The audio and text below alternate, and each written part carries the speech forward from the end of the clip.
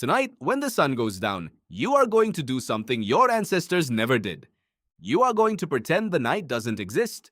You will flip on a light, pull out a screen, and push the darkness away without a second thought. And when you finally close your eyes somewhere around midnight, your body will try to do something ancient, and you will not even know you are stopping it. But what ancient humans actually did when the sun went down is far stranger than you think. You were never supposed to sleep in one long block. That idea, 8 straight hours, unconscious from pillow to alarm, is not ancient wisdom.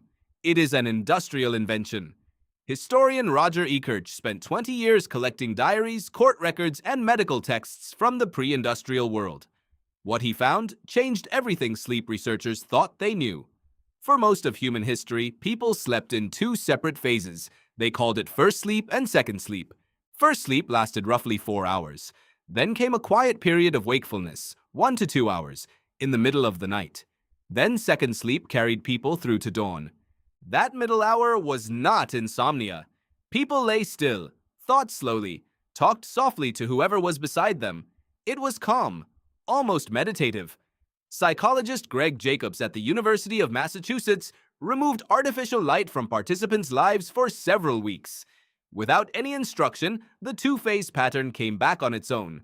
The body remembered something it was never consciously taught. Your body remembers it too. When you wake at 2 in the morning and cannot fall back to sleep, your biology is not broken. It is doing exactly what it was designed to do. It is in the gap between first and second sleep. The ancient quiet hour your nervous system still knows how to find. The only difference is that instead of lying still and letting your mind drift, you reach for your phone. Now, go back further.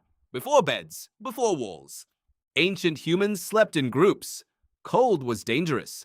Darkness was dangerous. Proximity meant survival. And anthropologist David Sampson at the University of Toronto found something remarkable when he studied Hadza hunter-gatherer communities in Tanzania. Not everyone in the group slept at the same time.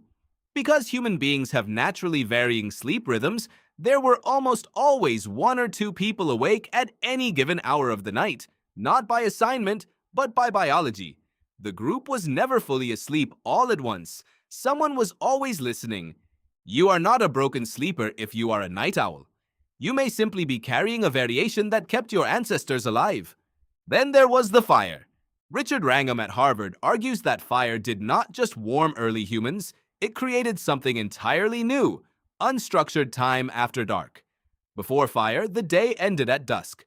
After fire, humans gathered and stayed. And the hours between sunset and sleep became the only hours in human existence with no survival task attached. Anthropologist Polly Wiesner at the University of Utah compared what people talked about during the day versus what they talked about around the fire at night. The difference was complete. Daytime conversation was practical, food, territory, conflict. But after dark, around the fire, the stories changed. People talked about the spirit world, about what it means to be a good person, about what happens after death. The dark was when imagination had full permission. That is where human culture was born.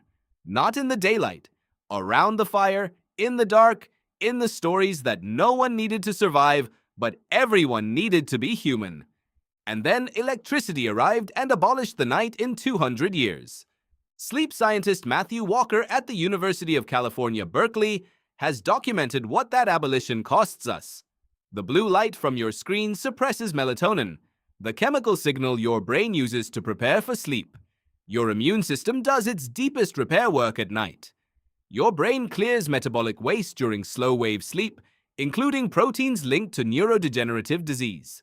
Your emotional memories are processed in REM sleep, the phase most likely to be cut short when the night is stolen from you.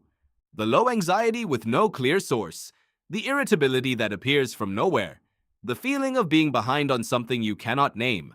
Some of that is the night trying to reach you. Because the ancient night was not empty. It was the second half of the day, where memory settled, where stories made meaning out of experience, where the group stayed safe through staggered sleep, where the fire held back just enough dark to let the imagination run freely into it. You still carry all of that. When you wake at 2 and your mind goes quiet before the anxiety finds it, That is your first sleep completing its work. When a late-night conversation goes somewhere that daylight never does, that is the firelit hour your biology still expects. When the dark feels like it belongs to you in a way the day does not, that is not a quirk. That is 100,000 years of evolution, reminding you what you were built for. Tonight, when the sun goes down, you are going to do something your ancestors never did. The question is whether tonight might be the night you finally don't.